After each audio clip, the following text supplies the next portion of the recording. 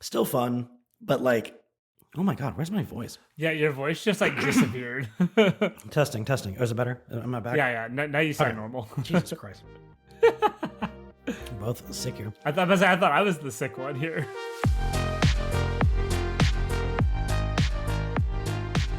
And welcome back to another episode of the Games Gone By podcast. It is May 30th at the time of this recording.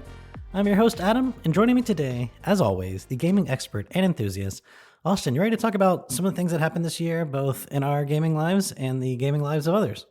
Yeah, I love these little like mid-year recap episodes. They're some of my favorite things because they aren't games gone long by, but they are games gone short by. Well, yeah, they're clearly not in the future, so Right, exactly. although I guess we will talk about some of those, but Look, it's 2016. That'll be a year that has gone by sooner or later. yeah. So today we're just talking about a few, our mid-year recap. I noticed that every June we have had a abnormal episode, I would say. So why not just continue the trend? And also, I think we've just been busy lately, and it's been hard to put games together. But we'll manage. We'll have something next month for sure. But today we're just going to talk about some of the games that we've played up to this point in the year. Some of the games that have just kind of made a lot of noise, whether we played them or not, and kind of look forward to the future a little bit, and maybe talk about some of the hot button issues this year, which have, unsurprisingly, mostly been like AI related. But we'll get there. So, I think we'll start with some of the highlights of the games that you and I have played together. And one of those has been Slay the Spire 2, which I think both of us were completely caught off guard. How damn fun this is, not just as a game, but as a co-op experience. Yeah, I never played Slay the Spire. I never played the original. I knew about it. I knew it was like a deck builder and everything, but I never actually got to play any of it. And that's mostly just my own. Like, I think I even own it. I just never downloaded it and played it. Humble bundle, I'm sure. But this was so much fun and still is fun. I mean, I haven't played it in the last like month, but I know you and Connor are still playing regularly. I know you've been playing with other family members. Like, he's still sending us clips like every day of him like finishing every runs. day. Every day is just a new clip of Connor like fighting some boss as the Silent and doing some crazy shit.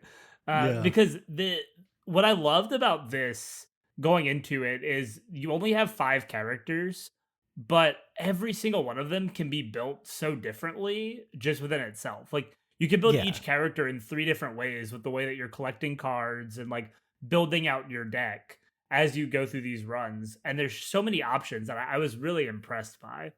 Yeah, and for those who aren't familiar, it's like Austin said, it is a deck builder, it is a roguelite. It is, I guess, yeah, you could call it. You do unlock more stuff, but you don't really unlock like permanent passive upgrades unless you just include the fact that some of the relics you unlock seem to be better than some of the ones you start with. But you're not guaranteed to get those in the run. So I would say it qualifies more as a roguelike than a roguelite overall. Like with a K. Yeah. Yes. Yeah. It's a lot of fun though. You pick 5 different characters, and that determines the types of cards that you get as you progress through the combat encounters. And the way it worked in the first one is, enemies are across from you. You draw your cards. You always get a preview of what the enemy is going to do.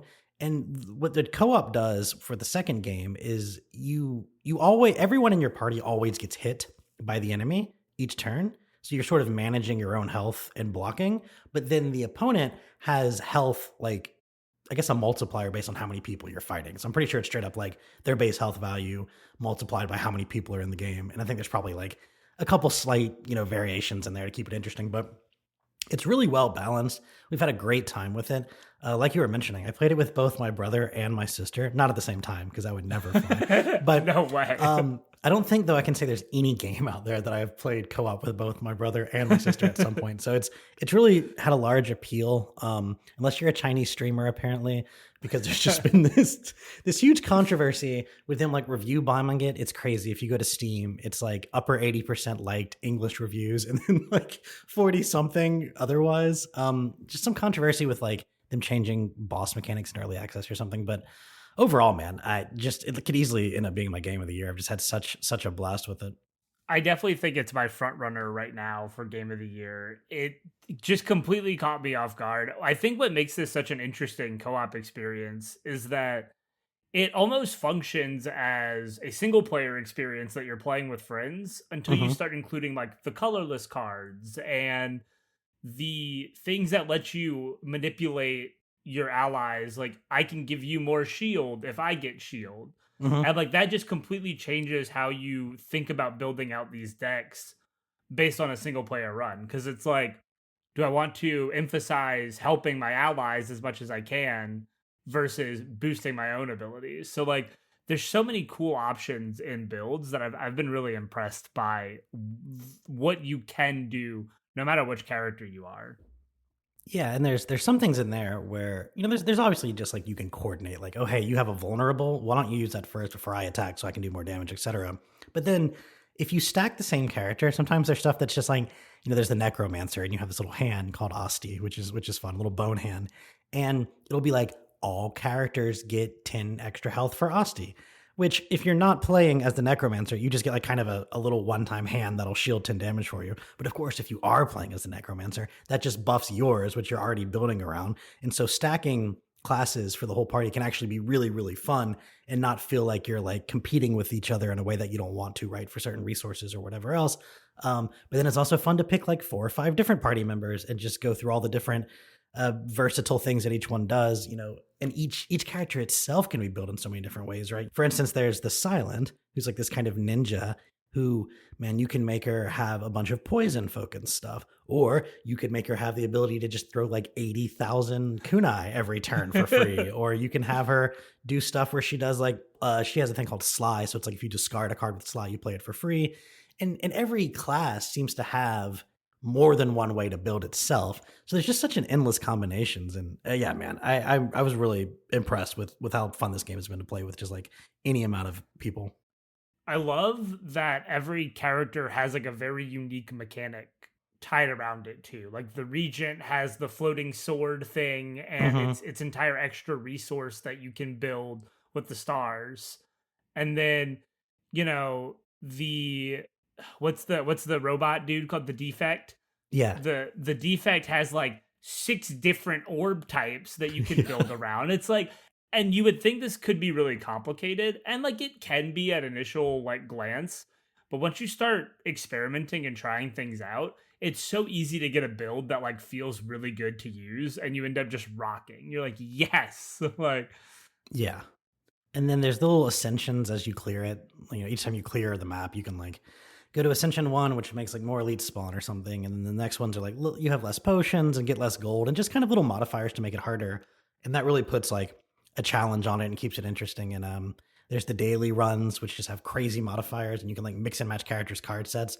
Just truly a very surprising amount of depth for in content for like an early access title.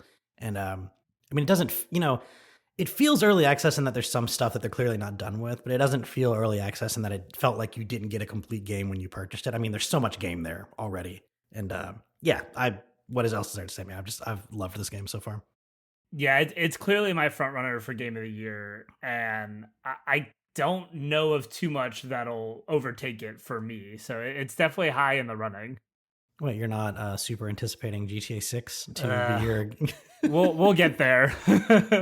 We'll get there. So another game that probably the only other game that we've played together a lot this year is Marathon, and that I wouldn't say we played that one quite as much as we've played Slay the Spire. I think we fell off of that one. Certainly not. Yeah, we fell off that one a little quicker. Also, like most of the people who bought Marathon seem to have fallen off. It's fun though, I gotta say. Like when we were playing it, we were having a pretty good time. So for those who don't know, that's Bungie's new like live service extraction shooter. It it's got a really weird aesthetic. It's like dystopian sci-fi, and it doesn't. I don't know. It definitely doesn't have the same flavor as like Destiny does. And for some people that works, for some people it doesn't. It makes everything feel weird to me. Like I think particularly the menus have felt so strange. You get used to them pretty quick. But initially I was like, oh my God, these are all an eyesore. And I do wonder if that has something to do with the way people have bounced off or just not attached. It definitely feels like a retro cyberpunk type Mm, vibe where it's like it harkens back to an older time while still trying to be futuristic in a way, which kind of works for me. I like it at times, but other times I'm like, yeah, this does kind of look ugly to look at. Um, I have really enjoyed that game when we played it, but I also don't have a strong desire to go back to it. Like Yeah.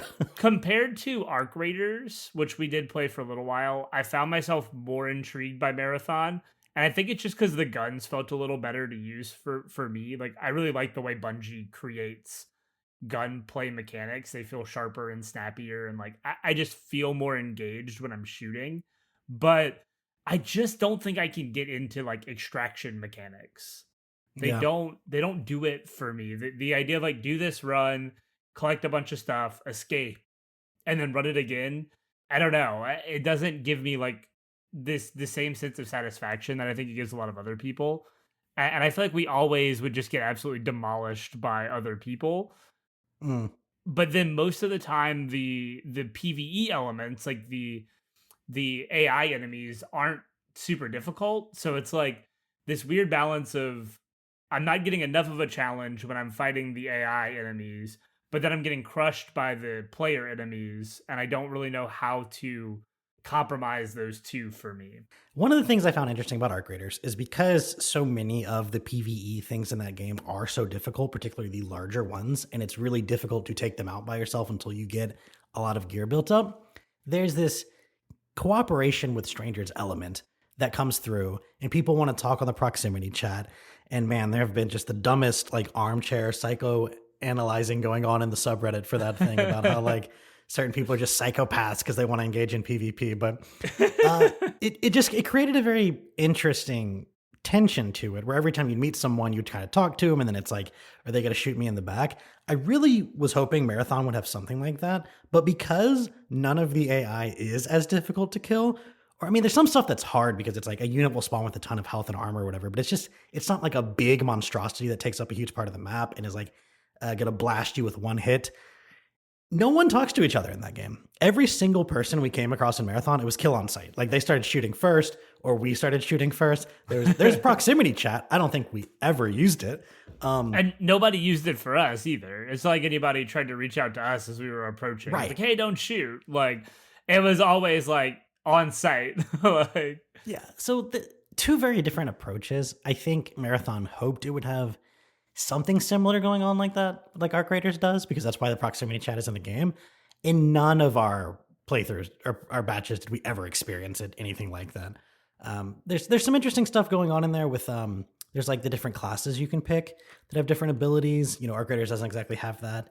There's like the Rook, which is like a solo only one. And it's kind of meant for like going in and salvaging stuff and getting out and avoiding people. So there's like a whole different approach it took. It just seems like if they were expecting anything to happen with the proximity chat, they're probably disappointed because nothing is.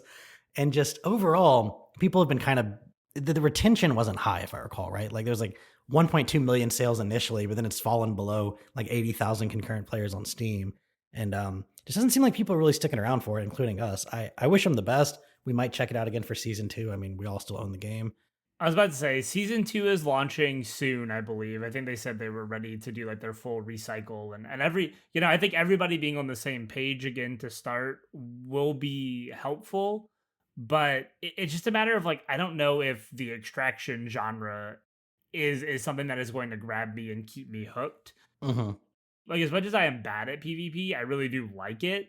But I just feel like in this game, there's so much like waiting to get to an encounter, and then you can just get crushed so fast, and there's just like nothing you can do about it. And so it gets kind of frustrating. Well, while we're on the topic of Bungie, they have been in the news for another reason, and that's that, you know, what is arguably their greatest success since Halo, Destiny 2, is being sunsetted.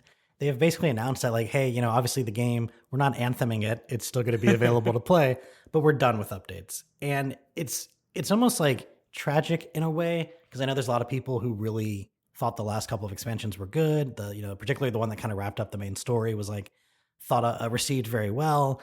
And this is kind of what Bungie has been known for as the Destiny franchise ever since they moved away from Halo and, you know, started their own thing and were bought by Sony. And it's just like, I don't think Destiny 3 is on the horizon. There's been no real news about it. I think Jason Schreier, you know, I almost said friend of the show, icon of the show, hero of the show, source reference of the show. Yeah, source of the show is probably a good way to put it. He did a video recently talking about how they're not making it. Like, not to say they would never, but they're not currently working on it. And it's just because like the whole era of gaming publishers investing hundreds of millions of dollars into live services is starting to die down because it's just too expensive to do those. And they have been massively risky. Like everyone thinks they're going to be the next Fortnite. You're lucky if you're the next Destiny 2. And while Destiny 2 did pretty well, Sony paid so much money for Bungie in that acquisition that they really haven't been able to recoup their investment. So it's like, in that standpoint, it's still been disappointing for them. And then Marathon hasn't been what they hoped it was. And it's just like, man, uh, it is interesting to see over these next couple years, are we going to see nearly as many like live service things come out and be funded? I'm guessing no. Yeah, Schreier had said something interesting in that video that he did, kind of talking about the sunsetting of Destiny 2. And he said like he hadn't been playing Destiny 2 lately, but it was something that he always felt would be there, that he could just kind of go back to and like would be getting updates. And that's kind of how I felt about Destiny as well. I mean, for how old is the original Destiny now? Like 10 years old, maybe even a little older at this Yeah, I think point. a little I older. mean, like it's been such a staple and such a thing that's been around. And I beat the original, like the I guess the first main chunk of Destiny 2, not the any of the expansions or anything, but Yeah, I beat the original Destiny 2 campaign and had a good time with it, and then never went back to it because I can't keep up with live service games. yeah, But it felt like a modern day equivalent of something like a WoW or a Final Fantasy 14, or something that would just be there and keep getting updates and keep developing and growing into something bigger. And for it to be officially like we're done supporting this game is a really crazy thing to think about, for as long as that series has kind of had a staple in the industry. yeah. It's Schreier was talking about how the original Destiny under Activision, they basically gave him like 500 million, and we're like, the plan is 1 year Destiny, next year Destiny expansion, next year Destiny 2, year after that. And that was kind of the pattern. It didn't really work out that way. It took them so long to get Destiny 2 going. And then under Activision, or under Bobby Kotick, Activision was like all obsessed with the yearly releases, right? That was the way they wanted to do things. But Bungie was really thinking, no, like we want to be more of this live service thing. We want it to be Destiny. Maybe eventually we'll have a Destiny 2, but we want to put out a lot of content. We want people like attached to these characters and everything else. And that was part of kind of their divide and why they ended up splitting from them. But they were unable to retain a player base that allowed them to like generate the kind of revenues that Sony was looking for after buying them. And I think part of that was just being unable to get new players in. As like a longtime player of various MMOs, is very difficult to master the onboarding process for new players when you have a continuous story over a decade, continuous game mechanics and upgrades and stuff. And it seems like Destiny 2 struggled with that. I know we tried to play it together with Connor a couple years back, and the story just made no sense because there was so much that it was skipping and trying to catch you up with. And it just felt like the gameplay was a lot of fun. I mean, if one thing's Bungie's amazing at, it's their gunplay, right? But everything else around the game just felt so confusing and so unapproachable for like new players. Yeah, I think that's a big reason that I never hopped back onto the Destiny train. Like we tried that one time, and like you said, it was fun, and it never got brought up again. Like none of us were like, yeah, let's maybe boot up Destiny 2 again. It was just kind of after that one play session was kind of like, okay, like that was Destiny. We're not gonna do that again. And I imagine a lot Yeah. of people felt similar. We'll try it, but it's just so far gone now. It's the reason that I don't jump into any MMOs, right? Like I tried to play Final Fantasy 14, couldn't get into that. Like it's so much time you have to sink in at this point to catch up to everybody else is, that it feels overwhelming. It's like this is a thing that I needed to jump on 10 years ago and I didn't. So now it's past me. And I think that's probably what they're experiencing with Destiny 2 here. And it's a shame because, I think there's some real concern about Bungie's future Mhm. and what they as a company are going to do. Because like Marathon not doing as well as they hoped, Destiny 2 being sunset, like do they make a smaller experience, maybe something that's single player again with less budget? Or, is Sony going to, I think Schreier said they were looking at like major staff reduction at Bungie potentially. So it's Yeah.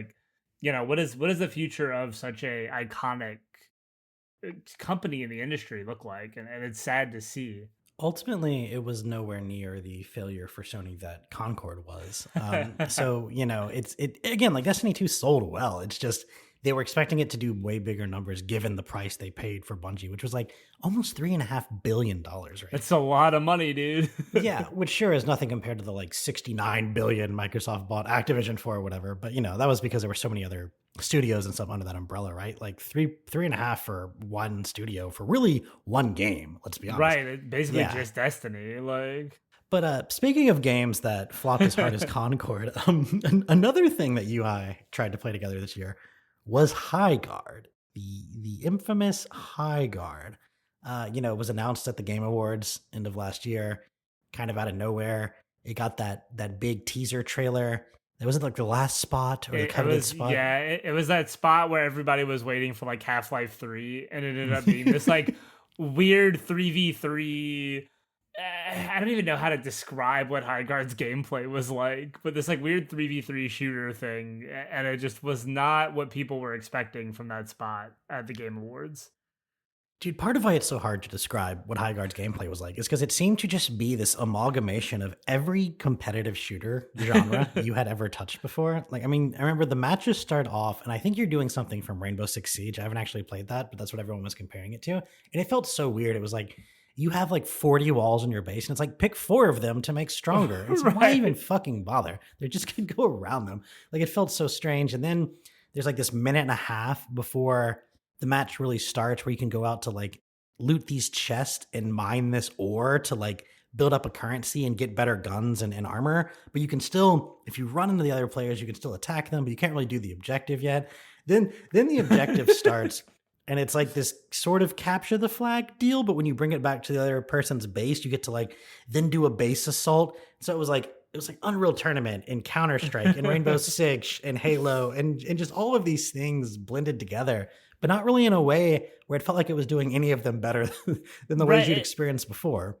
And I think part of that is just you never had enough time to do anything. Like the matches did not last long enough to make it feel like any of these particular phases were effective. Like the first phase, when you're like reinforcing your walls, you can get that done in like 20 seconds. So then you're just like walking around in circles until the gate opens.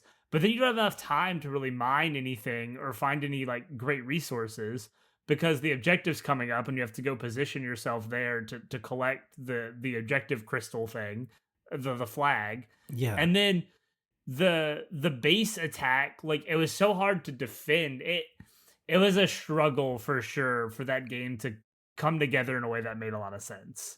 It was like you both felt like you were waiting around forever for something to happen and that you didn't have time to breathe. Like it somehow managed to make you feel under pressure despite nothing happening around you. And it just felt so unsatisfying all of the time. Like we had a couple good runs, I think. We did. There was a couple runs where like everything worked the way it was supposed to. Like I think the way that the High Guard devs envisioned it, like it worked that way.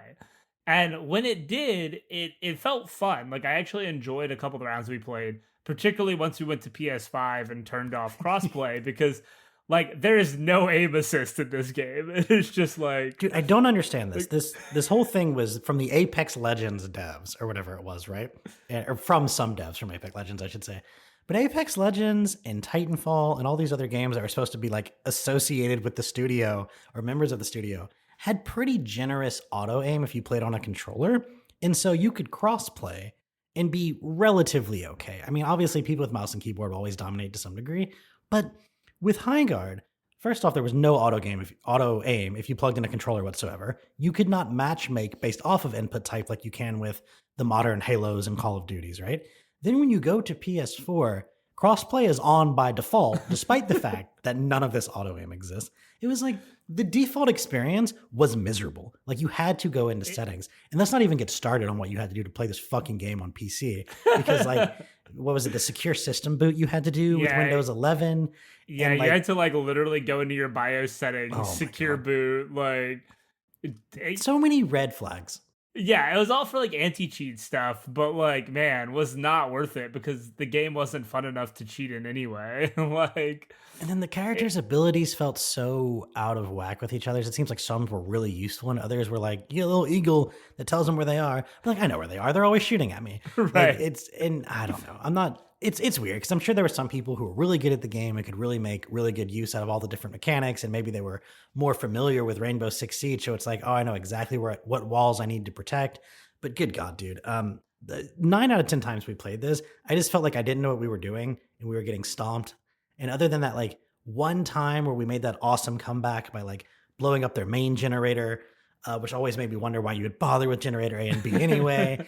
And it's just, yeah, dude, it was a strange game that was unintuitive with a strange presentation, with an art style that was like fine, but felt very generic high fantasy and didn't really kind of make itself stand out, particularly when you think about like how iconic Titanfall and Apex kind of look in their art style. And yeah, man, strange game. Not surprised that it basically shut down. Yeah, there was some neat ideas there, but I think needless to say, it's not shocking that it no longer exists. I don't think you can play it at all. No. Concord lasted less time technically, but Highguard's pretty close. Like it lasted what, like 2 months maybe before it shut down. Yeah, Concord didn't get a Spot of the Game awards, which was probably why people were so. I think part of why High Guard was just regarded as so poor is that people were like, "Oh, well, you got like the Spot at the Game awards, so you better have something to show for it." And the thing is, like, they really didn't. It was fine. No, It wasn't yeah, egregious, like but it was an interesting concept, and I think maybe in an industry that wasn't so overloaded with free to play, you know, character shooters or battle royales, or I mean, there's hundreds of free to play games that you can play that are just better than High Guard. Unfortunately, like in a world where there weren't so many of them, maybe High Guard could have lasted a little longer, but there's just too many options that were better than High Guard. there are so many games to play these days, and that is There what makes is. it so difficult for all of these to stand out. And then, God, what were we looking at the other day? It's something like 68% of game revenue in the industry is tied up in the same like 12 games. So, you Which is know, just madness, yeah. And like most of yeah. those games are games that came out 10 years ago or older at this point, which is Yeah. just like, It's like what? Fortnite, GTA 5, Roblox, Minecraft. That's like 40% of gaming revenue right there. Right, Call of Duty, Yeah. like, which, new games, I guess, maybe, but they're basically the same. Come on. And I do think these companies are starting to realize that like there is way more of a market for just really good single player games that make an impact and feel unique and fresh and satisfying, and they can go viral with TikTok clips and stuff. And I know you played one of them. I know you really had a good time with Pokemon Pokopia. Pokopia, yes. Yeah. I love Pokopia. I did not expect to get as obsessed with this as I did, but it's basically like Animal Crossing meets Dragon Quest Builders meets a little bit of Minecraft like building mechanics. And the idea is you play as a Ditto and you are the humans are gone. They've been like exterminated from the Pokemon world. There's been like a mass casualty event of all humans. So you play as this Ditto who takes the form of his old trainer. So you're like the only human like figure in the game. And you go around and you go to these different locations and talk with other Pokemon and basically bring the environment up to like a modern standard so that Pokemon will come visit you and like inhabit the land again. Because it's all Hmm. desolate and like everything's, ruined. So you're trying to rebuild the world essentially and have Pokemon come visit you. And there's this sort of flow to the game that you get into where it's come to this new area and talk to there's a Tangrowth, the evolution of Tangela from Gen 1, right? Hmm. And this Tangrowth he's a professor and he basically gives you objectives in the area, which is like help us rebuild a habitat for Charmander to come. So then you'll plant a tree and you get different abilities as Ditto. So you can like water the grass, you can cut down trees. It's all the HMs basically. Hmm. Like you can cut, you can move boulders, et cetera, et cetera. And you're doing this to kind of build environments for your Pokemon to come visit. And as you build up this area, you get more and more options. Like, okay, now I can build a furnace and I can, put sand into the furnace and I'll get glass out of it. And now I can use this glass to make a bigger building or a better building. And so there's this like flow to making the world this like new place. You get new Pokemon that can do different things, and you learn different abilities from them. And it's hard to really explain the appeal of it without getting into it. But Yeah. if you've ever enjoyed the Animal Crossing type of game, that the idea of kind of doing mundane tasks, but in a way that's gamified, like this game does it better than anyone I've played before. There's something to be said to the like for the cozy game sort of feel. Yeah, very, very much in that realm of the cozy game sort of vibe. There's something satisfying about doing, virtual chores instead of the ones that like around your house, right? Um, yeah, there's something satisfying about that, and that's really what I've been doing a lot in my spare time this year, is because I haven't had quite as much time to play a lot of the single player games I wanted to.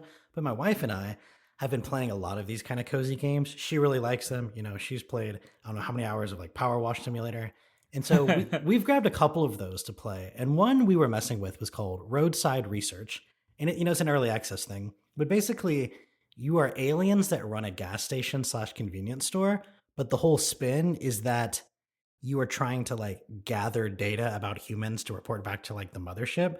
So Mhm. while you're doing something that's very much like supermarket simulator, you're pumping people's gas and you're stocking up your shelves and you're ringing them up at checkout. You're also like trying to take pictures of them and video of them doing certain tasks without them seeing you.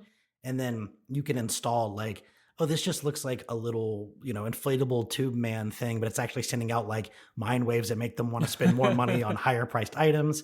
And the more you do these things, and like it increases a meter where basically the men in black show up and try to bust you. And so you have to kind of balance like all these things and make sure that you're not getting caught. Eventually you're like anally probing people with this gun to get like data from them. And it's funny, like, you get a bonus for doing it to the men in black. And it's really, really goofy. Like the aesthetic is so over the top and silly, but it was a lot of fun to just try to like unlock new items to put in the store and then unlock new alien technologies. And then, each day you're feeling like riskier and riskier, like, oh man, today's the day I'm gonna like probe the men in black as he comes up, right. So like I got her over there trying to distract the other one while I like sneak in the back, and there's all these goofy mini games you have to do if they catch you, and it's just like a lot of fun. It is ultimately one of those things where because it's an early access, after like the fourth time we played it, it was kind of, well, I think we kind of feel like we've done sort of all there is to do. But it's so fun to play those games, and they're really approachable for someone like her who doesn't necessarily play really hardcore games, than someone like me who, I'm not like I've beaten Dark Souls 3 times kind of hardcore, but someone who does like to play games a lot and harder games a lot of the times and more in-depth games a lot of the times. It still feels like there's a lot there and it's satisfying. And yeah, man, I've just been playing a lot of those. And Roadside Research, I would give that one like a big recommendation if you got $20 to spare and you just want to have like a goofy weekend with your gamer wife to run the alien gas station. That actually sounds really funny. Like I didn't know anything about that. I don't know anything about any of these games that you have listed here. So this will be interesting to hear about. But that actually sounds like a lot of fun. But speaking of hardcore games, Ooh, Saros, the kind of spiritual successor of Returnal. that's right. Yes, did you played Returnal, right? You I did. hated the triggers on Returnal, right? Returnal is the reason I turned off those trigger things on my PlayStation controller, and I've never put them back on. Yeah. So I remember really liking Returnal because I played it when it first came out, and I got just defeated so bad by that game so quickly. Like It's hard I never as made hell. it past the second boss. It's hard. It's so tough. But right when Saros was coming out, it's the same devs, right? Same. It's the spiritual successor. So it's not an actual sequel, but like very similar, like bullet hell type mechanics, the same rogue elements to it. But this one was being billed as more of a roguelite and a little bit more accessible than Returnal, which was like roguelike bullet hell, run through everything every time, good luck. Like that it was so hard to get any sort of meta progression in Returnal. It was just like hope you learned how to beat this boss because you're gonna have to go through everything again and hope you can beat it. But Saros has much more of an emphasis on the meta progression between runs. It has like a teleporter where you can start in later biomes, like from the beginning, so you don't have to run through the entire game every time. Um, the bullet hell stuff is still there. It's really hard. You still get hit really hard per hit. Yeah. The bosses are tough. Like all that is still there, but it is infinitely more accessible to me because you're gaining a resource every time that you can then spend when you finish a run. You can go spend that resource to like boost your health.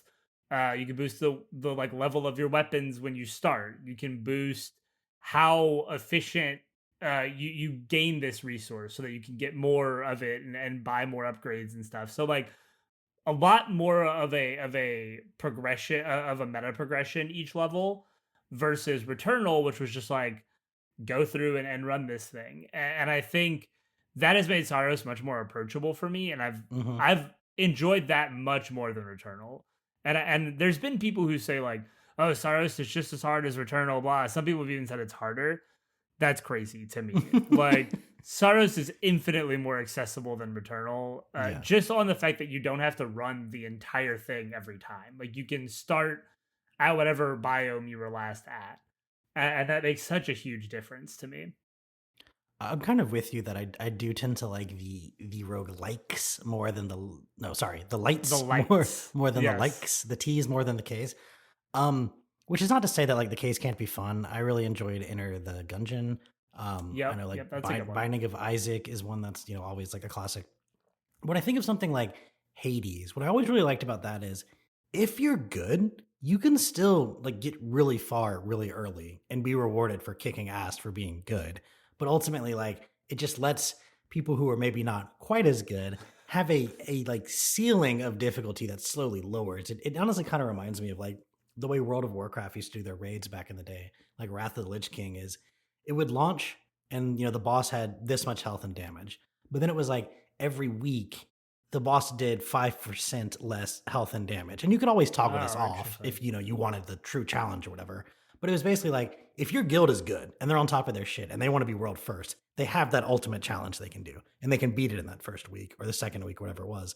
But then every few weeks for everyone else who wasn't, being paid to play World of Warcraft, we could have we could have the boss with like 10% less health and then a month later 20% less health, etc. Now they just have different ways of doing the difficulties, but it kind of reminds me of that where it's like rogue light-y in a way because that ultimately skill ceiling, that difficulty ceiling is slowly lowering for you to accomplish the same thing. But if you're good enough to not need it, you can get there anyway. I think maybe some are not as well designed to where it's like, oh man, if I don't beef up the meta progression, I literally can't beat this boss or whatever. But I think most of them have found a pretty good middle ground there, and I do like that kind of game a little more. I was about to say, Saros definitely is the type of game where you can choose not to engage in the meta progression stuff and still be fine. Like you can do a run from the beginning every time if you want and never meta Mhm. progress, and you could still beat it. I mean, people have done it, people have talked about it, especially like Returnal veterans are like, Yeah. oh yeah, like I ran through the game and beat it in 4 runs or whatever and never bought a single upgrade.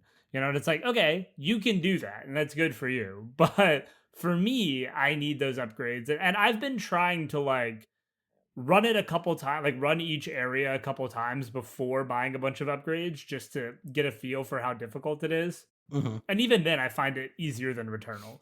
Returnal was brutal, man. Some people just like that like 90s MMO difficulty basically, where it's just like it is brutal, and if you're not willing to be up to the task, you're not going to get through it, and that's all there is to say. Which is fine if that's the kind of game that you want to play, right? I mean, Dark Souls is infamous for that, and having very little ways to lower the difficulty or get anything to make it easier. It's like you just figure it out.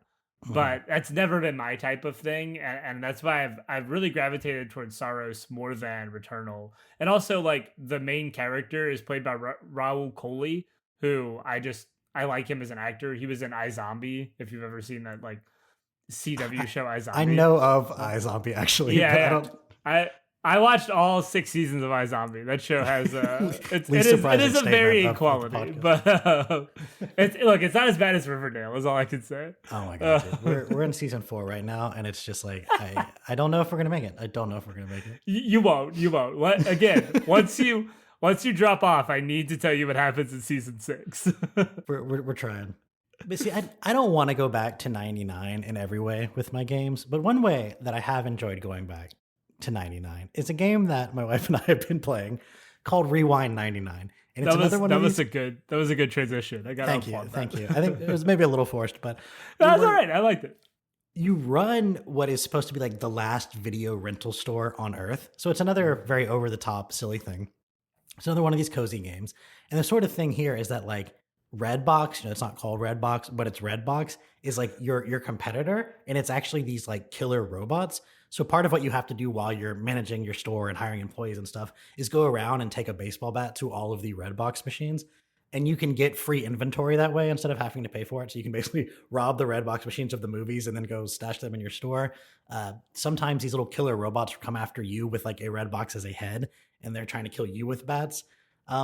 There's like scooters that you can ride around, because it really just seems like they just put in a bunch of random like horizontal slice level like things. There's not a ton of depth to it, but it's like, oh, here's our travel mechanic. Here's like, this and that.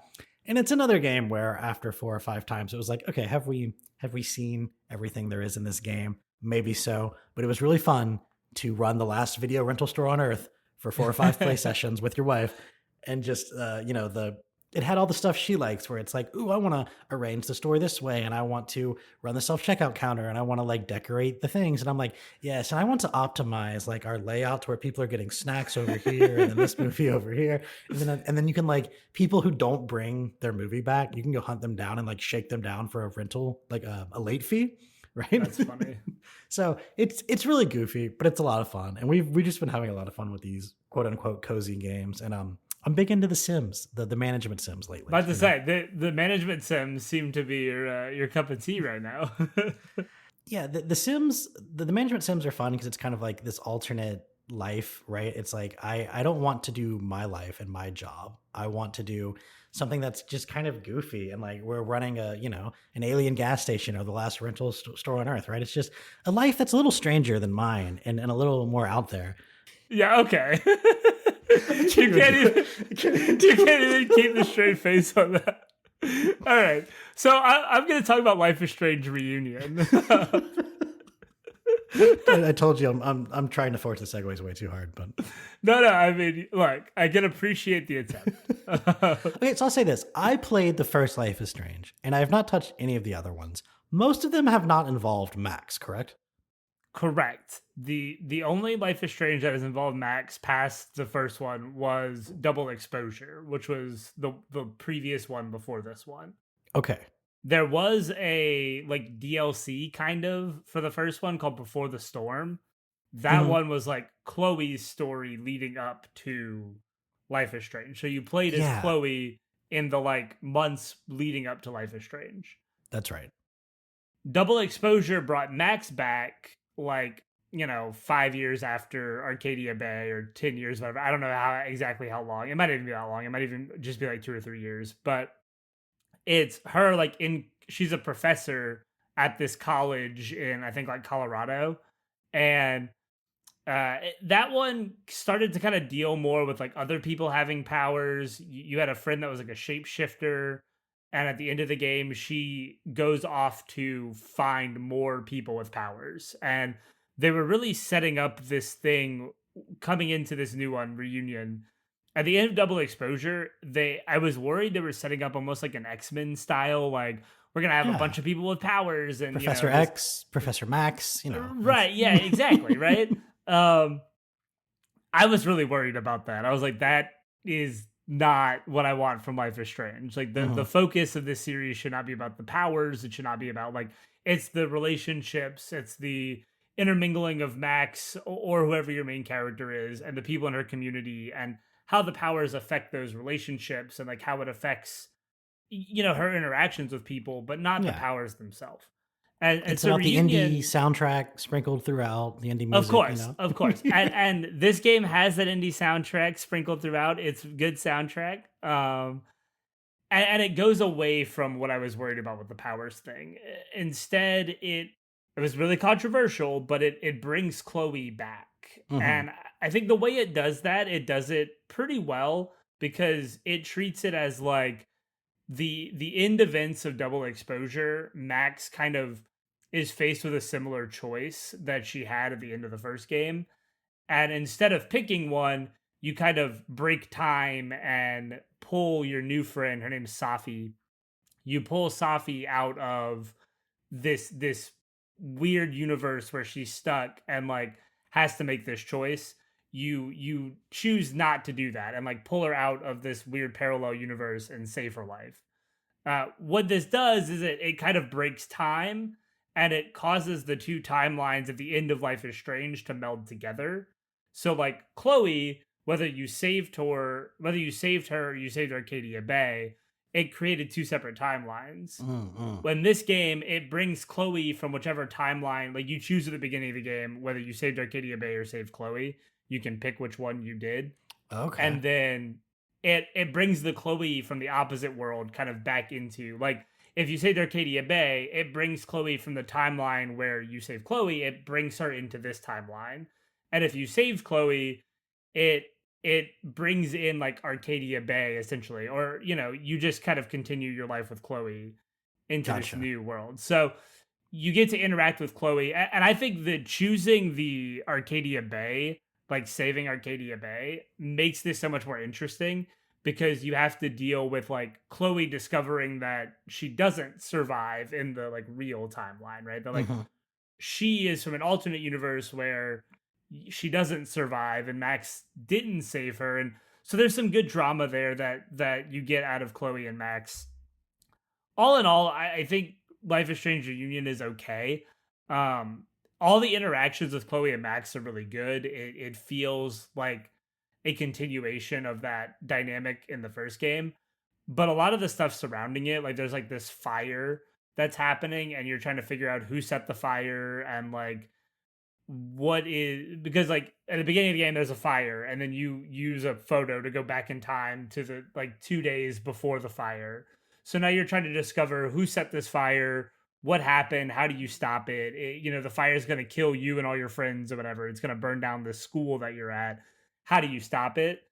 I found like the overarching story around that fire to be not nearly as engaging as the personal dynamics between Chloe and Max's new friend Safi and Max herself and like all their interplay there is much more engaging than the overall story. But it's worth it just for those moments of Max and Chloe again and like having that interaction. But it's not gonna go in like the Hall of Fame for me or anything. Right. It will be a decent sequel to Life is Strange that plays with some interesting ideas with Max and Chloe, and that's about it. I probably won't revisit this one like I would be willing to revisit the original. And the original, it does such a good job of not only doing all the interpersonal relationship stuff, but the main plot is pretty intriguing with, Mr. Jefferson and the missing student and everything. So like one of my favorite things about the first game is the ending and how just, save Arcadia Bay ending, the other one's like whatever. But that one, it's just so emotional. There's like the funeral scene and it just feels like so final in its ending. Do you think any of that is kind of undercut by bringing Chloe back? Like, does it feel worth bringing Chloe back for this new game? Or does it feel like, I don't know, it kind of takes away from the original one a little bit? It didn't for me because I think what's interesting about bringing Chloe back is that she's having to deal with the fallout of those things, right? Like having to accept that she's dead. And a lot of the game deals with that of like, she's in this weird limbo where she's like phasing out of reality and losing time because she's in this weird limbo where she's actually dead. So it's like she's in this like weird limbo space. Okay. So it's like she's having to deal with those losses, and there's this moment where Chloe is having to reflect on what happened to her mom and like how her mom has been dealing with her loss. And so it's like you get to see those elements, and I think that makes it worth it to explore this because you're not just ignoring the fact that she died, you're dealing with the fact that she died and how she would react to that and how that would affect her and her other family and friends and her life before. So I think there is something worth there, something to pull out of that. But I could also see an argument where like this whole game wasn't necessary. Right, like right. Life is Strange could have just stuck as the singular experience that it is, and maybe it would be better for that. But there is some cool stuff that is pulled out of here. It does suck that the original Chloe voice actress isn't there. Like Ashley Birch does not do the voice. Oh, And it does take a little bit of adjusting, but I do think the new voice actor does a good enough job that like you'll get over it pretty quick. so the next game I played was another one with my wife, and this one is not a cozy game. Have No, you played Little Nightmares or I seen am anything? familiar, but I haven't played it. So I think it was after the second one, the original dev studios like split apart from their publisher, and Little Nightmares 3 was like a different studio. And so this is what they have been working on. And it's I think intended to be co-op.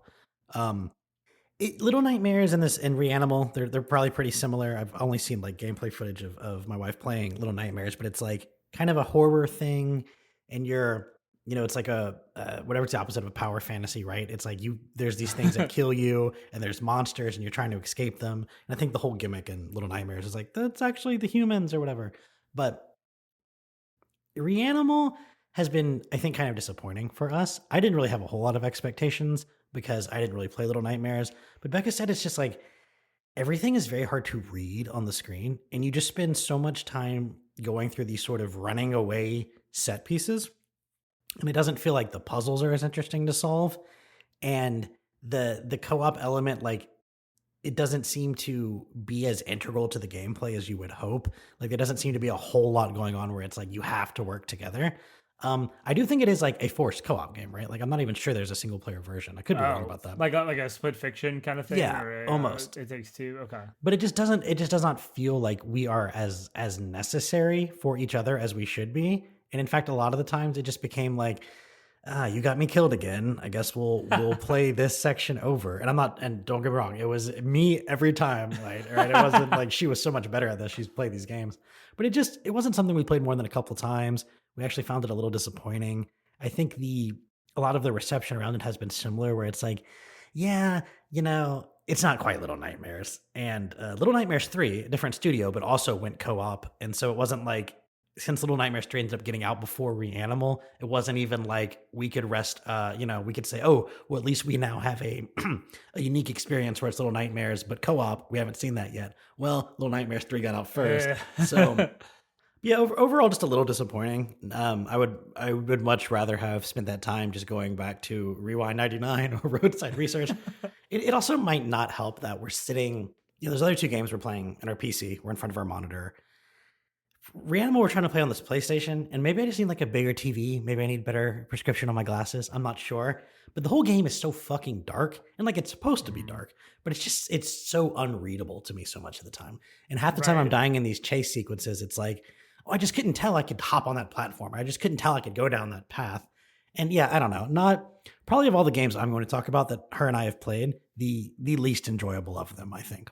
It's interesting you say that. Is Reanimal like it's like 3D platformer esque? Like it's not a Yeah, kind of. platformer, but like in that same kind of vein. Sort of, Uh, yeah. it's not like as focused on precision jumps and stuff, I imagine. No, no, But no. yeah, so it's interesting you say that's your disappointment because my disappointment is in a similar vein. Oh, yes. I have not enjoyed Super Meat Boy 3D as much as I would have liked to have. I know you loved Super Meat Boy. Like you've I talked about that so love many times. I love Super Meat Boy. I think it's one of the best 2D platformers to come out of the sort of indie platformer renaissance that's happened. I Hmm. think it's one of the best. I mean, the quick respawns, the like super precision jumping, the really brutal level design. All of that is technically in Super Meat Boy 3D, but it just doesn't translate to 3D as well as I would have hoped. And I really like 3D platformers in general. I mean, I love Mario Galaxy. I like a lot of the like Jack and Daxter type games, and 3D platformers in general are something that I tend to like. But the really hyper precise and like brutal level design of Super Meat Boy does not translate well to 3D in my experience. It's really hard to make some of the jumps because you're slippery, right? I mean, that you're still a blob of meat, Yeah. so you still slide on walls and stuff, but it's still it's still expecting that really precise jumping that you had in the 2D space, but it's so easy to just like slide off a wall or misplace where you think you're jumping, but then you can't tell the shadows very well, so you're just like falling into Mm. pits that you really think you should be making the jump, or you over jump by a lot because it's hard to place yourself in this 3D space. Whereas like with a 2D game, right? You hit the wall and like that's it, you know? Then you can bounce off that wall and go the opposite direction or climb up or whatever. But here it's so easy to just like fly off the handle and like get sent into oblivion. And I just don't find it very precise, and the level design is not as sharp as it is in those other games because there's so much more space that you're kind of working with. It's harder to create that really defined sense of because these games are meant to be played so quickly.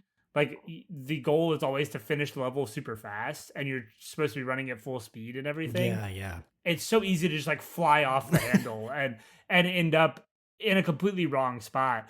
And you can kind of slow down and take it slower, but a lot of jumps you have to be sprinting to clear the jump. So it's like it wants you to play it super fast, but it isn't precise enough, I feel like, to do that. So it's been disappointing for me. There were a couple levels that I really felt like, this feels really cool. And then I'd get to another level where I was like, I don't feel like I'm bad at this. I feel like the game is not letting me be good at it. Mm. I can definitely see that because yeah, part of the appeal of Super Meat Boy was that like you were kind of going full speed, balls to the wall all the time. And even when you would die and need to like learn a section, you usually wouldn't get there and like slow down. It was more about like, let me try this over and over and get better at my fast movement through it until I solve it. And like 3D platforming is just hard, man. It's pretty miraculous that Mario 64 was as good as it was because there were so many transitions from 2D to 3D platforming that were garbage, that were Yeah. fucking awful. And a lot of times it's just hard to do. And I don't think just the fact that we've gotten 30 years of the industry gone by since then has really made it an easy thing to do. I think it's still a really hard transition.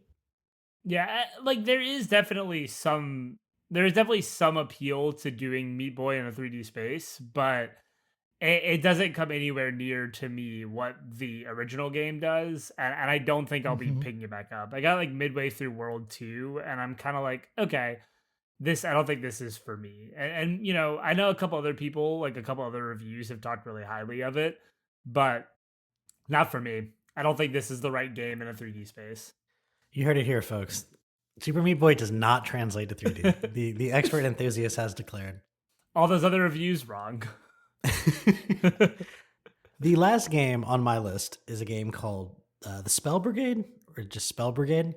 And have you played Vampire Survivors or anything of that Yeah. sort? Yeah, I played a bit of Survivors. I never got like too deep into it, but I've played Okay. it before. So this one is like you're wizards, and it's co-op. And when you first start off, you actually deal damage to each other, which is crazy. It's definitely there's definitely like an element to it that was interesting. But after basically like you unlock stuff, from doing achievements and different things. And one of the first ones is like if you hurt your teammate, you unlock the ability to equip something that turns off friendly fire, right?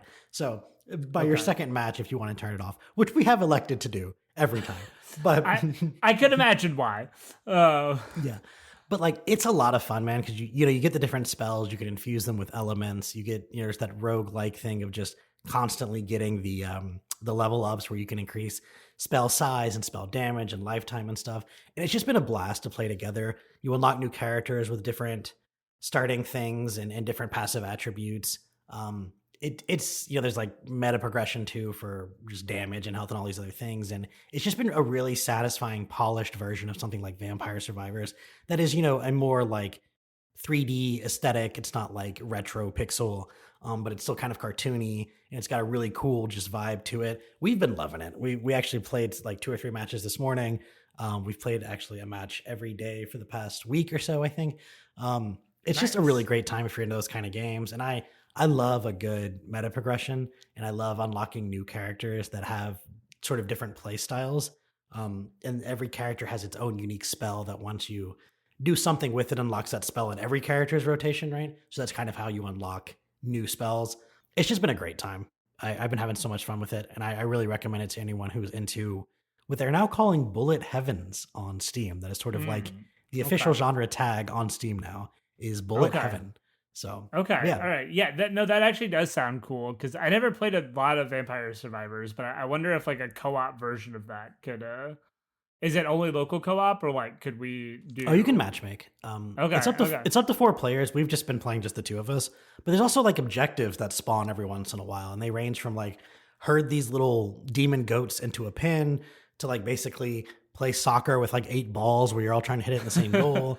To like just run around and collect these mushrooms that are growing, and it's stuff that you have to do while all the hordes are getting stronger. And yeah, it's been a really fun time. We have not yet unlocked the second difficulty, which I'm hoping we do soon because we've gotten to the point where like we're just crushing it. But the first few matches, I mean, it was a bit of a struggle, like because you really haven't figured out like what's the great combinations of things, and there's so many damn enemies, and you only have so many lives that you can revive. It's kind of like Helldivers, where you get down to your last one, you'll slowly regenerate one more that you can use. Yeah, but no, I mean, great time. I'd highly recommend anyone who's got a little gaming group to check out Spell Brigade. I'm about to say, I may have to check that one out. That actually sounds cool. Out of the ones you've talked about, that's the one that sounds the most appealing to me for sure. Yeah, man, come join us. We'd love I'm about to say, yeah. Woo! So that about wraps up everything you and I have actually played this year. Now, there have been some other big games that have gotten a lot of press that you and I have not gotten around to.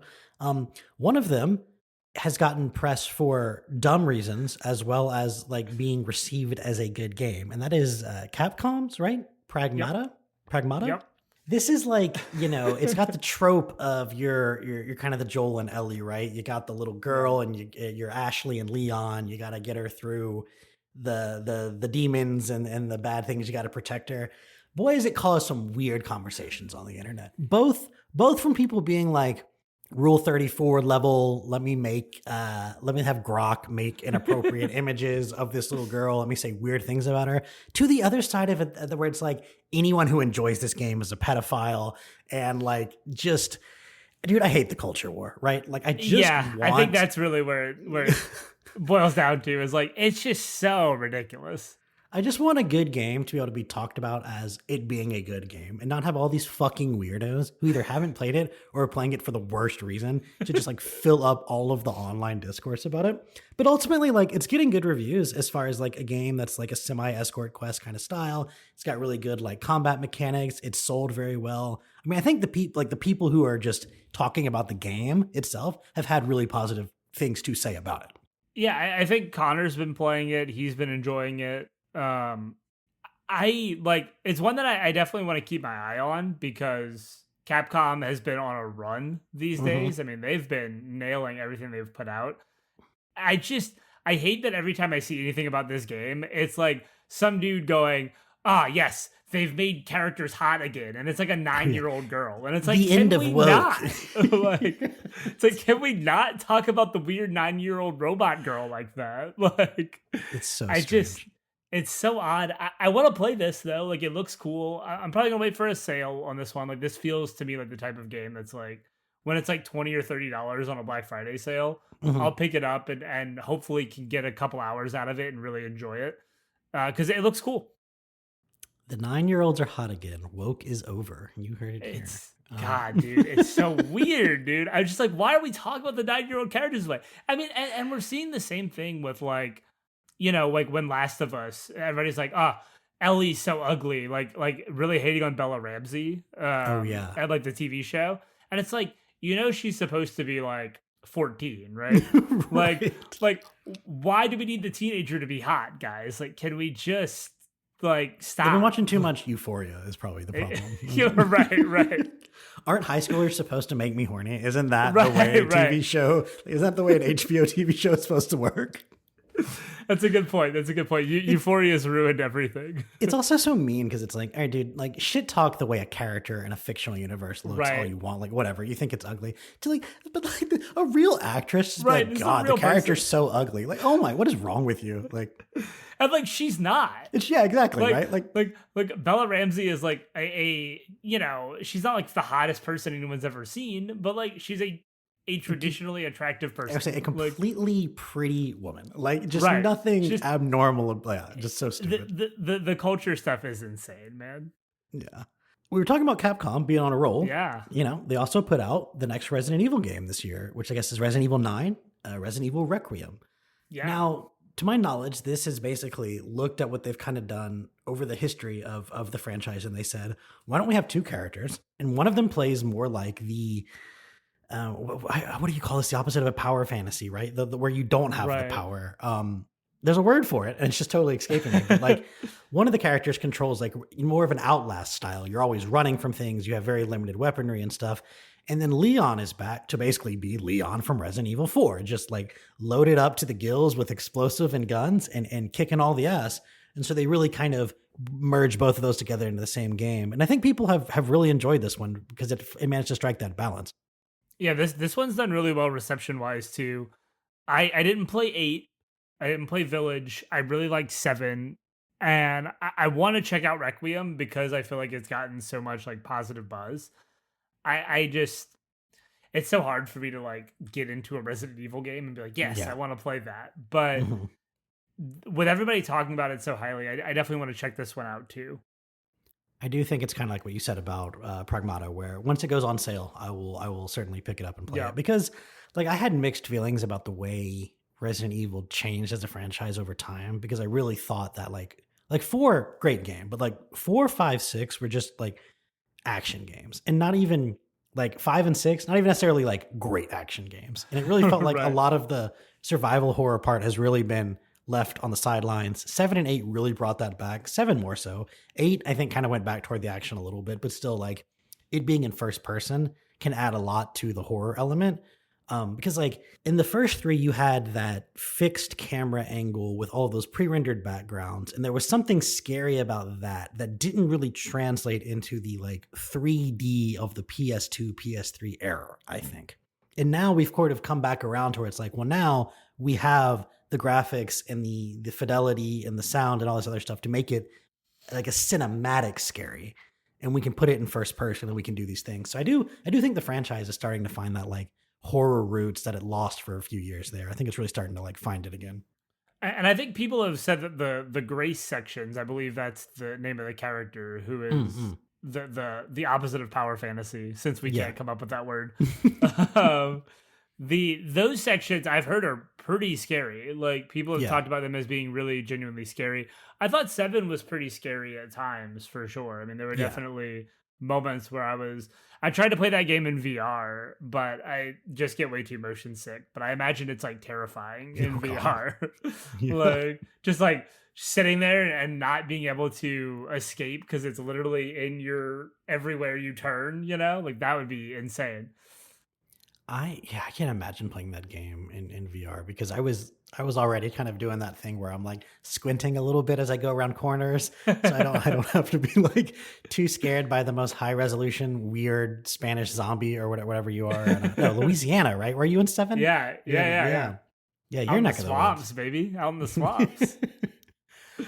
This next one, Crimson Desert. I know actually very little about this game, but I do want to say, is it a Korean developer?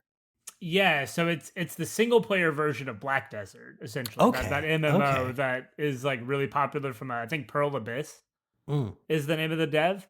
And so Crimson Desert, this one I thought was interesting because I've been keeping an eye on this one for like I feel like 6 or 7 years now. I've yeah. been seeing trailers for Crimson Desert. And I love every trailer I see of Black Desert and then go, it's an MMO, so I'm never gonna play Right. it. So Crimson Desert, I was really interested in because it looks like it has a cool like action. It evokes like Elder Scrolls or Avowed, like that kind of Mm, first person or third person. I think you could do either, and it has that same kind of vibe to me. But this one ended up getting pretty middling reviews, I feel like, when it came out. Like I think it's sitting around like a 75 or so on Metacritic. Okay. People talked about it in like a you can do anything and everything type of game, but it's really janky. Is I feel like the Mm. reception that I saw. I was like, there's so many options and like, anywhere you see you can go and there's a bunch of stuff on the map and there's like all kinds of crap to do. But from like a story perspective, it's kind of average, mediocre, and there's just a lot of jank, is what I've heard. Mm. There's a whole there's a term called Eurojank that people throw around a lot, where it's basically Mm. these like Eastern European studios that are like five guys in an apartment building that put out some game like vastly exceeding their budget. One of there's like a Korea jank that is starting to come out like. But no, that's interesting. I do always like when these games that kind of blow up in a multiplayer way decide like, can we make a focused single player version of this? It doesn't happen often. And it's just cool to see them like even attempt it. I don't know much about this one. I I do know it's been a long time in development though, right? Yeah, and I think there are some people who've played it who've been like really into it. They've been like, "Oh, I love it! Like, I love all the options and all the different things you can do. There's a bunch of different weapons and different like it just feels like a very dense game. Like, there's just a ton to do, and I think some people really gravitate towards that kind of style of like get into a big open world and there's hundreds of quests and things to do, and it feels reminiscent of an MMO that way. I imagine. Like I Yeah, imagine yeah. they took some of their MMO expertise there to be like, how much can we pack into this game that is essentially a single player game, but maybe has some of the feelings of MMO like questing. Or like every system has to beget three or four other systems. Right. Yeah. Right. The last game that's really been getting a lot of good press this year, I shouldn't say the last one. The last one we're going to talk about Yeah. is 007 First Light, a game that I remember being skeptical about just because of the way the Game Awards was like, every game has an iconic villain. Every 007 movie, ours is like Lenny Kravitz. But I You will say really this, did not like Lenny Kravitz in this I mean, I don't game. even have anything against Lenny Kravitz, right? But it just the clips they showed and the way they presented that, I was just like, what are we doing here? Like, does anyone like 80% of this audience has to have no idea who that guy even is, right? I mean, he hasn't been. Anyway, it doesn't matter because this game has been getting really good reviews, and people have been saying that it's like just an awesome James Bond experience. I have not really seen a whole lot of clips or anything of it. Have you been checked it out? A little bit. It's definitely been one that when I saw it, I was like, okay, cool, James Bond game. Probably not gonna get this. Like, I'll wait for reviews. We'll see. And then the reviews came out, and I was like, oh shit, like maybe I need to get this because everybody's saying it's like a really great blend of Hitman, particularly like it's developed by IO Interactive, Right. so it's that new age like Hitman style of like stealth and methodical like planning of your missions, but then also with that uncharted level of like cinematics and set pieces and like this like intense action and like big sequences mixed with just that classic James Bond like swag and suave mentality. That's So, awesome. right, like that's a really cool sales pitch to me. Yeah, I know you played the new Indiana Jones game, right? Yes. Yep. And that one got really good reviews, and you enjoyed that, right? I think people are talking about it similarly. Like it is doing for games for James Bond games what the Indiana Jones game did for Indiana Jones games. Like a similar a similar reception and a similar like vibe that the game gives off. So I definitely want to check this one out. I will almost certainly be getting this one with all the reviews. I might just wait a little while on it Mm-hmm. because I did just get Mina the Hollower and I'm still playing Forza. Like there's a couple other games out there that I'm like still dabbling in. So it's like, okay, I'll get there. I do, but I do want to play this one because I've been yearning for another like Uncharted style game with that same level of presentation and like big set piece moments. Like I really love that about Uncharted. So if it's giving that energy, like I'm excited for that. It is cool to see both that one and the Indiana Jones games, kind of because like Indiana Jones had some really well received adventure games in like the '90s, and then it was like quiet for a long time. And then, James Bond had some really well received shooters in the 90s, and then it was quiet for a long time. It's cool to see both of those come back and like actually, a studio really take the time to do it right and not just like try to license the franchise for. It's not like either of those are really franchises that are like these days the kind of things that are going to bring in millions of buys right off the bat, unless the game is actually good, right? It's not like an Avengers or something, right? So, which even at this point, that might be an out of date franchise that will get a bunch of buys, right? But yeah, no, super happy to hear it's good, and I think I'm pretty interested in checking it out one day myself. All right, so no year in gaming would be complete without its controversies, because if there's anything that gamers love, it's to get really mad about something, whether it's worth being mad about or not. And I know we have a couple here that'll be fun to talk about. Austin, you played Mixtape this year. I You did. you enjoyed it. You have told me that there was some strange drama, some around it getting a 10 from IGN, which has like those types upset. But then like there was a particular thing about it that I find really fascinating. But why don't you talk to us just a little bit about what Mixtape is and some of these weird controversies surrounding it? Yeah, so Mixtape is a like throwback 80s game. It's an indie game that's very story based, very little like gameplay involved. There's a bunch of little like mini games. Like you like it opens up with you riding on your skateboard down like some mountain roads, and like Mm, you can do tricks and stuff, but like none of it's for points, or there's really no like fail states.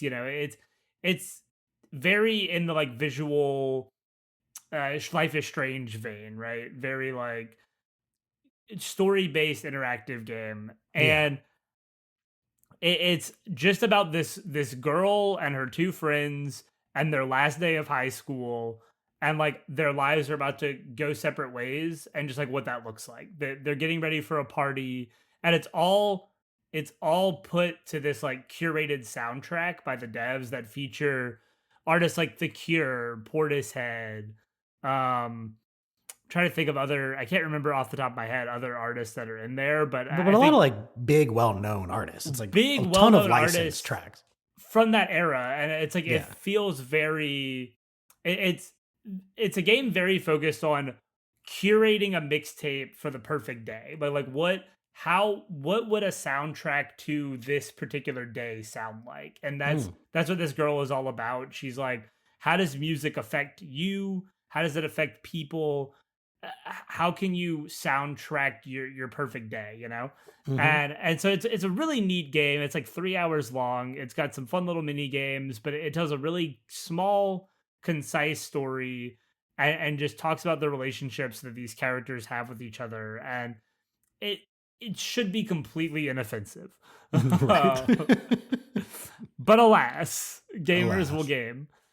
So this got a 10 from IGN, which is now given 3 10s in the last like month. Forza Horizon 6, Mixtape, and Mina the Hollower have all gotten 10s from IGN. Well, This of course has people like outraged, like 10 is special, like we can't give 10s when this is like 10 different, like 3 different reviewers giving 10s for 3 very different types of games. right. As if IGN Like, is one person, right? Like, right, as if they're this like one monolithic entity that is and it's people are treating them like they're the authority on games, and that like nobody else has opinions. It's right. really odd. I personally wouldn't give Mixtape a 10, I don't think, but I can understand why you would. Like what it does, the way it makes you feel coming out of it is really cool. Like it gives this, I said it makes me nostalgic for an era that I never even like experienced. Like Right. it's Yeah. so effective at making you feel nostalgia for the 80s, and I was born in 95. Right. like Right. so it's really good at what it does.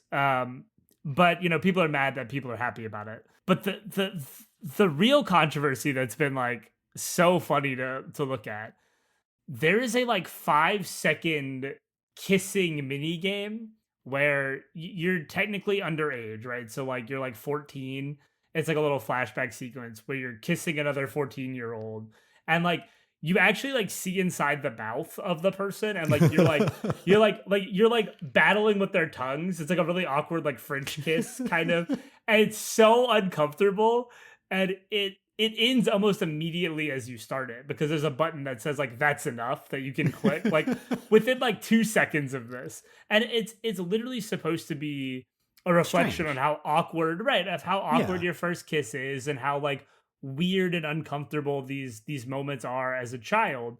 And people have like, it's promoting pedophilia and like, you know, it's underage people kissing and you have to watch their tongues battle, and it's like, guys, Yeah. like, This these are the games that's like, look, I'm interested in playing this. Me and Beck will probably play it together. Maybe I'll like it, maybe I won't. I'm not saying you have to like it, but this is what an artistic medium does. Is it tries to like explore how it can evoke emotions, and particularly with games, is it's about the interactivity.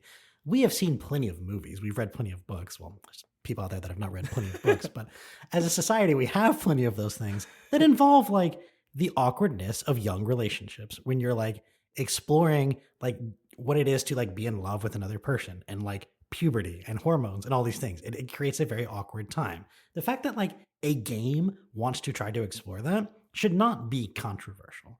Like it's just crazy. It's just crazy.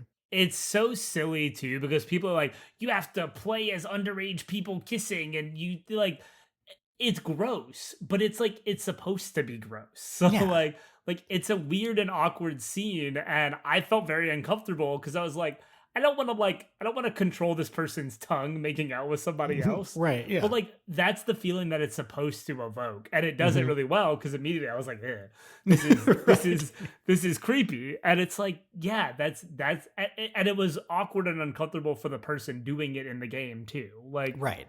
that's the point. It's It's not super like worth it, by the way. Mixtape is very good. okay, Like, cool. yeah, like you should play it. I think you'll really like it, especially because you're a little bit older than me. Not that you were like rocking out the 80s either, No, I but lived for 2 months in the 80s. but but you know, growing up in the early 90s, you probably still have a little bit more of a connection to that era than I would. Mhm. I think you could definitely see what they're going for, and like it is very much a game that is artsy, right? It's going for a certain artistic idea, and I think it does it really well. Just reminded me of the God of War trilogy. I think it's the second one, maybe. There's like a mini game where you're fucking Aphrodite.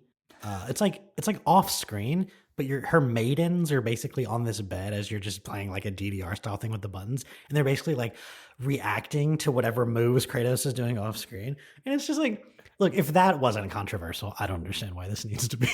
Exactly. This is so much less offensive than that, but Right. we're just, it's just the modern era, right? I mean, it's just the time that we live in, that like everything has to be controversial, everything has to be, you know, something to rage about.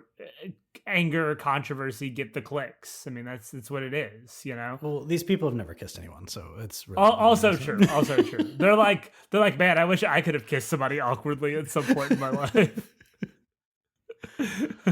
So, moving on to some other, I guess you could call it controversies this year, we have seen a lot of price increases on consoles. And that is really atypical for what anyone our age has ever experienced in our life. It is typically a console comes out, and after a couple years, the price goes down. Makes sense. There's like you sort of reached your market cap. You're like, the people who are going to buy it at this price point have already gotten it. We want to expand our customer base. We can maybe get the moms doing Christmas shopping, whatever else, if we cut a couple $100 off the price. Well, between the tariffs that have hit a lot of the countries who produce these things, and the AI data centers that have been driving up the demand for various computer parts, it has caused a lot of these consoles to be more expensive to produce than they were 2 or 3 years ago. And in order for these companies to still make anywhere near the same amount of money per console, they really have no choice but to increase the price on them, right? There's only so much of a loss you can sell a console at. And most of these, we've I'm talked about about to this, say, other than Nintendo, these consoles are usually already sold at a loss. So it becomes a point where it's like, okay, we'll take a 20% loss to try to get people into our ecosystem. But when that becomes a 50 or 60% loss, it's like, this is not a sustainable practice, right? So, man, why don't you go through some of the prices here, dude? Because they are crazy. yeah. So Nintendo actually is probably the least offensive of these. This in this like console hike price situation. They took the Switch from $449 and they've brought it up to a standard price of $4.99. But they've also bundled in that they've announced that they're going to bundle in the future like one game of your choice. So it's like kind of the same, right? Like Right. you'll get to pick one of like three different third party game or first party games and get it for free. So it's like not If much of a huge anything, increase. if anything, that's a good deal, right? Because aren't these games Right. like $80 or whatever it is now? Yes, some of them are like some of them are $80. So that's not a huge deal. But these other increases, the Xbox One X and the PlayStation 5 base models both went from $4.99 to $6.49. Jeez. The PS5 Pro jumped from $6.99 to $8.99. It's almost $1,000 console. Yeah, dude, Uh, that's crazy. the Steam Deck just announced their base model went from $549 to $789, a near 50% increase, Still sold out immediately. which is insane. And that their higher tier model is like I think $949 or like something like that. Like it's almost exactly $1,000. Like just insane price increases all around. And with the Steam machine looming on the horizon, like I am concerned about the price point of that thing coming out. It's definitely like Steam has a hardcore enough, I say like Valve has a hardcore enough audience to where like there will always be people to scoop up the limited supply of these things that they release. I am a little more worried for people like Sony. I mean, I know a lot of these are also like, hey, Grand Theft Auto is coming out in a few months. There's probably been a lot of people waiting to buy it, and we're pretty sure that they're still gonna pay $900 or $700, whatever it is, so they can play Grand Theft Auto 6. It's not coming out on PC at launch, so that's the only way to play it. I do think that's part of the strategy. But yeah, man, it's these things. It's just crazy because we have gotten so used to the opposite happening our entire lifetime. It doesn't seem like that's going to be the case probably for the rest of our lifetimes. We can hope, Unfortunately. but yeah, Yeah, it's been crazy to watch the numbers go up as much as they have, and it's like the PS5's been out since 2020. Like it's been out for 6 years now. hmm Like you would have any other time you would have expected the price to drop by this point, but in fact we've gone the opposite direction, and I feel like people are getting priced out of buying these things. So it'll be interesting to see what the future of the console market looks like in the next 5 or so years. I feel like all these companies were kind of sitting on their new gen thing. They were going to start talking about it soon in the next 2 years or so. They'd be like, oh, here's our new gen thing. But with prices so high, it's like they might just keep trying to sell what they got instead of pushing a whole new line out. yeah. It'll be interesting to see how long this console life cycle lasts. It could be a particularly long one. Um, yeah, man. There's also like the inflation over the last 5 years. Poor shipping issues with the war in Iran. There's been a lot of like, not to make this particularly political episode or anything, but there's been a lot of like policy decisions by various individuals in various nation states that have exacerbated some of this. And yeah, it's not the best time price wise to be a gamer, especially if you are one who wants the top of the line stuff. Nvidia is basically like the money they make from like retail graphic card sales now is just sort of like a blip on their earnings report compared to like what they're selling for AI related things, right? Um, Obviously, like as we'll always say on the show, it's the best time to be a gamer from the standpoint of like the amount of different games you have. If you're willing to dive into indie games, there's plenty of very affordable games. You can play games on like a variety of machines. You don't have to get like the latest and greatest everything. But if you're the person who was always used to just keeping up with like the latest console and the latest releases, it's getting tough. It's getting tough. Yeah, there are so many gaming options. Like there's more than ever, but it is feeling like keeping up with the newest, latest, and greatest is concerning. Yeah. But sort of staying in the realm of AI, there was also the SAG-AFTRA strikes that happened. It was the start of this year or end of last year. I can't quite remember. But it was all around like video game voice acting and AI usage. And one of the things that they were basically concerned about was like, okay, are these companies just going to use AI to take voice acting I've already done to emulate me and then continue to use these characters that were my voice? And now they're just an AI voice.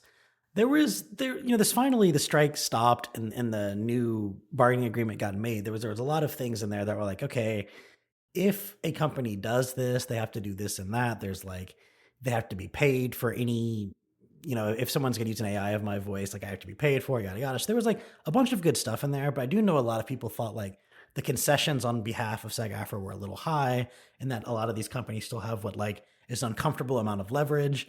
And I think some people, just generally speaking, were like, this just shouldn't be a thing that should be allowed. Like, regardless of whether someone's compensated or not, like this is just not a good road to head down. So that has definitely been a discussion this year. Well, I think there's so much around AI Hmm. in games, in art forms specifically. Like this is just kind of an all encompassing topic of how much should we let AI infiltrate especially the creative, in quotes. You can't see my quotes, but the the the creative elements of games. Like how much should we let AI invade those spaces of games, movies, TV, music, anything, right? Like Hmm. how much is the human element of those things integral to the art of it, And I think we see with Steam, they're requiring people to disclose AI use, right? Like if you use Yeah. generative AI in this, you have to disclose it.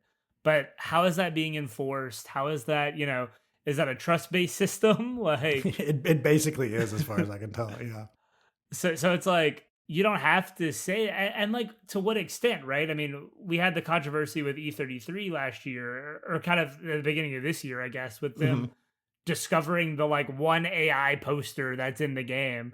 And they were like, Expedition 33 has been riddled with AI and it's Right. ruined. And it's like it's one AI poster that got left in pre-production that was set as like a placeholder asset that they Yeah. just didn't get out of. It's like at what point are we vilifying every single bit of AI use? Should it be used as a tool to help get more efficient creativity? Like, Hmm. is that allowed? Is that okay? It's such an ethical line that I think we as a society are walking, but especially in like the creative spaces, people are trying to figure out what is acceptable. It's tough too. People have such a wide like array of opinions on it, and something I keep seeing is people saying like, why ever risk using it as placeholder art?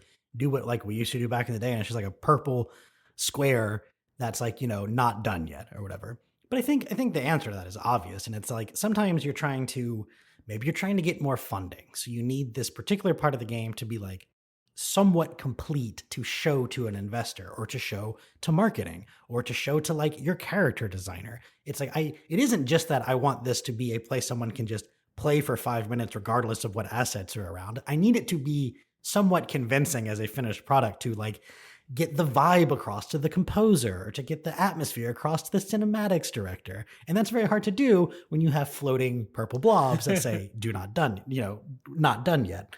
But there is a risk. There is the risk that it gets left in. Happened with E33, happened with that game, The Altars. Like they're very small things, but these are causing like fans to get really angry. Like a particular subset of them will like go to your game and leave bad reviews just because of this. There are some people who don't want any trace of it. Becca has been playing a cozy game called it's like Arcane Library Sort Out the Mess. It's got some goofy subtitle, but it's basically two guys, two individuals, don't know their gender, who created this game. And they were basically like, hey, up front, we for all so to describe the game, you basically go into this arcane library and there's just books all over the floor, like literally like thousands of books on the ground. There's all these shelves around the top and bottom floor of the library, and based on like the sort of genre of book it is, you have to find the shelf, put them in shelves, collect complete sets, and like the more sets you collect, you get powers that help you sort these books like more efficiently, right? Okay. Well, a lot of them have really goofy names. Something's like one of them is just literally like the psychology of like cleaning up a virtual library rather than your room. And some of them kind of sound like a goofy thing AI would come up with, but they also just kind of sound like a goofy thing that a person would come up with. And they're basically like, we use the AI to come up with some of the titles and proofread the titles, and we went behind and checked it, and also to like alt to finish up some of the art in the game. Like it's like 4 or 5 pieces specifically. And there's people on, the Steam that's like, wow, how insulting it is to take like an artist's work and use AI to like touch it up. And they're like, well, the art was mine. Like one of the right. It's designers. my art. It was literally art from us. Like I use it to touch up my own art. And brother, this game cost $6, right? And to me, I think this is like a totally legitimate use of AI where it's like there two people made a game that costs $6, right? Like, no, you should have hired an artist for this and you should have hired that. Well, then the game wouldn't have been $6 or would have taken 3 more years, right? Like if that's a trade-off you're willing to make, great. It's not a trade-off everyone's willing to make. There's a lot of people that say, no, I wanted to play this today for $6, not 3 years from now for 25. Like Becca was even saying, I don't know that I would have bought the game if it was much more than $6, right? Like right. This was a few afternoons of fun. It's $6. And I think ultimately it's going to be one of those things, dude, where it's about how noticeable it is, right? People, for the most part, like if they don't know it's AI, they're not going to care. Some things are really jarring. God, I can't remember what game it was. There was this video going on the gaming subreddit the other day, the game subreddit, where it's like some visual novel. And at one point in it, you look at a TV screen and like something plays, and that animation was like AI generated. And it's, oh, dude, like the frame rate just changes between like 12 and 60 at random. Like when the guy swivels in his office chair, the color of things just like is different behind. Like it was very obviously like sloppy AI video. And then like, I think that's the kind of thing that's really jarring and will really upset people. But like, how many people got through the last stage of E33 and never noticed the poster? It never would have if someone didn't bring it to like everyone's attention, right? 99% of people. And I think ultimately when it comes to like the artistic element of things, that's going to be the case. Like, yes, when it comes to human creations of art, I think there's a lot of it, a lot of genres, a lot of mediums where it's like the second you find out it's made by a human, you do not care anymore. And that's fair enough. Like the reason someone like Taylor Swift or Olivia Rodrigo has such a following is because there's a human to connect to. And that part is actually really important for a lot of the fans. Maybe not for every fan, but clearly for a lot of them. And without that aspect of it, that same potential, like success can't be reached, the emotional connection can't be achieved. There's all these like things around that aren't just the final product that are impossible from AI. And they always will be. And I think like that's fine. But yeah, I think at the end of the day, it's just going to depend so much on the context of whether people care about whether something is generated by AI or not. Well, yeah, man, that's 2026. We've talked about a lot of the stuff that's happened so far. I don't know if you have any closing thoughts here, because, some of these games we're definitely more excited about than others, but I'm always willing to give a lot of things a chance. It's that video games are the medium that like, if something gets a lot of attention, I will hop on it and look at it because like, I'm always really intrigued by that. Whenever there's a big movie, I don't care. Whenever there's like a big album, I don't care. But video games are like, man, it's getting 9.5s across the board. It's selling millions of copies. It's something I've never heard of. It's in a genre I've never expressed interest in. But like, it is clearly like breaching through the zeitgeist, and that intrigues me. So yeah, it's been a pretty good year so far. I don't think it's been as like defining as last year with like we all already knew what game of the year was going to be by this point last year with Expedition 33 just like absolutely dominating. And like we already know what game of the year is going to be this year too. It just hasn't come out yet. It's GTA 6. Right. But it won't be my game of the year, but it'll be everybody else's.